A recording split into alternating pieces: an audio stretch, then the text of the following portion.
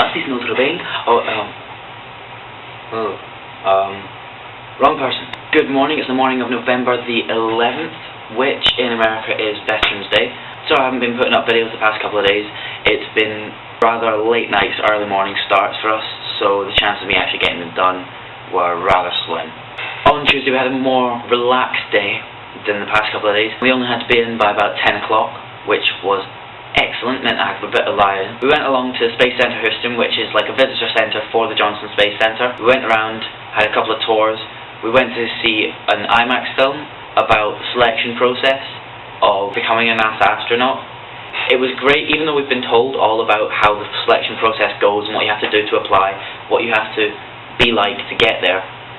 Seeing it in video, and especially on a giant screen, kind of gave an excellent help, and it went right from your first call for selection to your first orbital view of the Earth. Also, this nice wee twist, the lady who's been with us this entire time, Hi-Ang Lloyd, was actually in the video, which led to Gordon sitting there cheering, going, ah, there she is.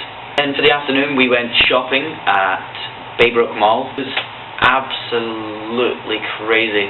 The amount of stuff you can get over here is phenomenal. I went into the local Hot Topic, which sells the most random crazy stuff ever.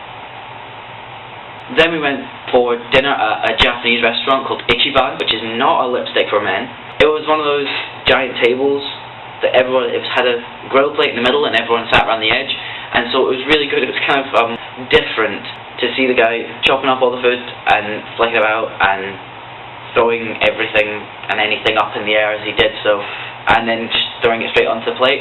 Made a different change to the normal Texan food we had, even though we all pretty much did have steak while we were there. Anyways, by the time we got back from there it was about 11 o'clock. So yesterday, which was November the 10th, we went along to see the Wood Group and various companies within that, which meant that we had to be leaving the hotel at 8:30. That's not that much fun. I finally started getting into the swing of the days, so I'm not getting up as early, so that kind of combined with us leaving early meant there was no video. On the way there we went into the Houston Museum of Natural Science and the Vice Energy Room. Basically it went through the whole process of how oil and gas has been drilled within America.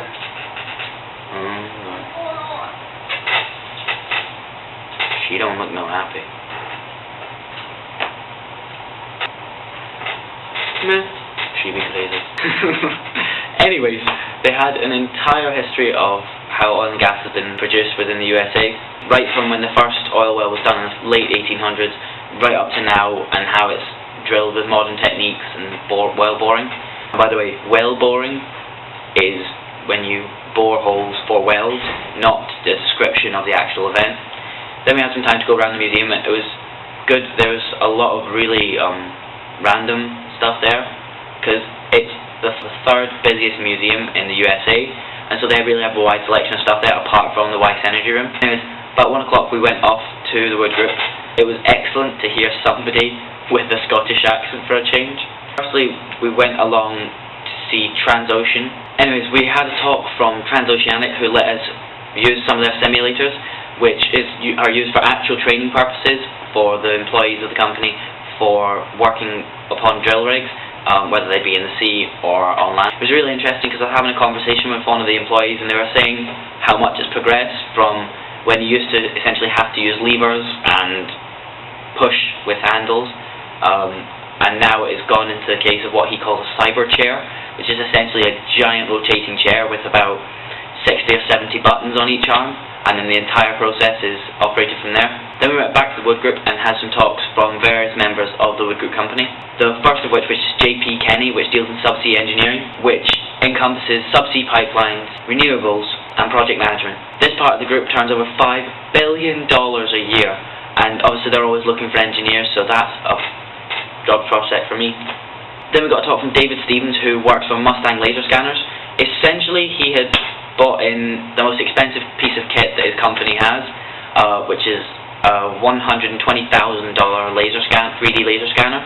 Basically, what it does is it shines a laser out, calculates the distance that any object that the laser shined at is by obviously counting the amount of time it takes for the light to reflect back, but does this at 5 million points a second.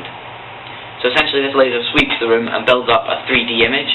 You get one sweep from one angle, and then you place the scanner at another point in the room, and it will scan it again, and you can build up a whole 3D image. Now this thing is accurate down to 1 millimeter, which is excellent if you're trying to sort out, say, piping issues or the layout of a rig.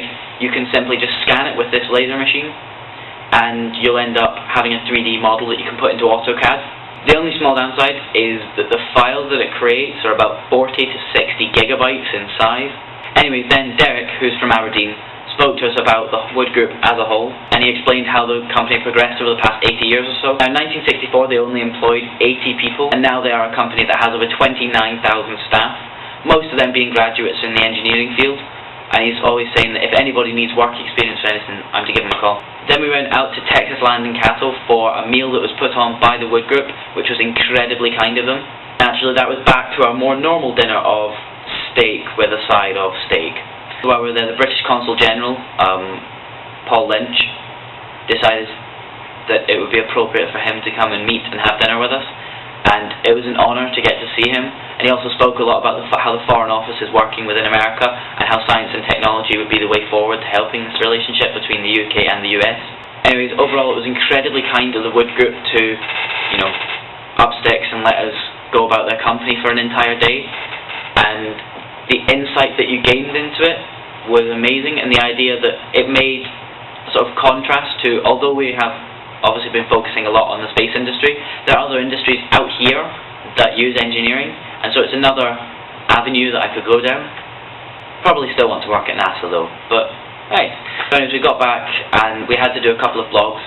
Also the other day we put up a blog for the Scottish Executive. I'm not too sure where it is, but I'll put a link in the bit below. It's basically just a blog of what's happened up to now and the process that we've went through. It's going to be on the Scottish Executive website, so it's going to be viewed by quite a few people. Anyways, today, because it's Veterans Day, a lot of the places are shut, so we have people coming to us to do talk. We're getting a talk from Mike Fodro. We're getting a talk from Michael Fodro.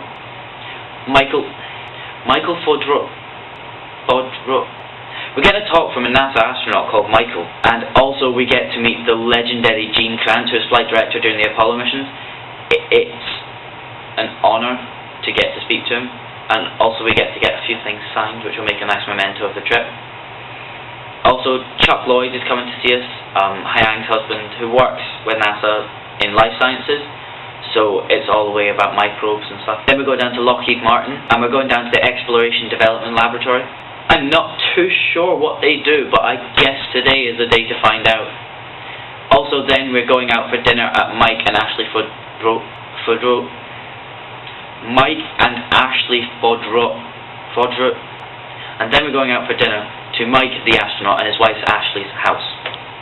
That's much easier to say. Anyways, I've got to go. It's currently 7 o'clock here and we have to meet up for 7:30 just to be prepared for when Gene Kranz arrives at 9. So I will see you on the latest.